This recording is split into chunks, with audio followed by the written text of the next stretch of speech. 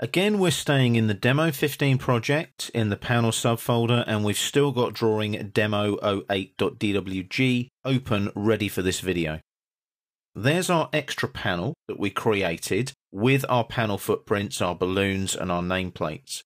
Now, sometimes in AutoCAD electrical panel drawings, you do need to add what they call DIN rails. Now, DIN rails sit behind a panel and allow you to basically mount various components inside the panel enclosure.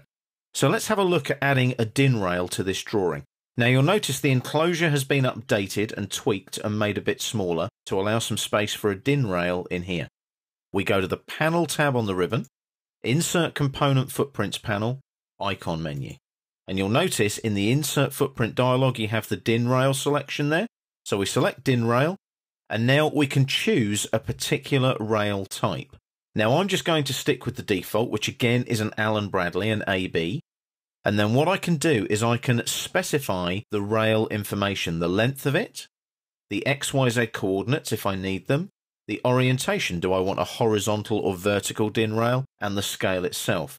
Now I'm working to JIC standards, which are imperial standards. So the scale there can actually stay at 1 in this particular case. Panel mounting, it's going to be NC holes. So basically that means that I can set up holes so that I can hang or mount the components off of the actual DIN rail itself. So if I click on OK now, that'll just insert the DIN rail. I need to pick the rail information first. So if I click there, I can come into the drawing, specify the insertion point, click. This is where polar tracking is useful. But you'll notice polar tracking isn't on, it's ortho.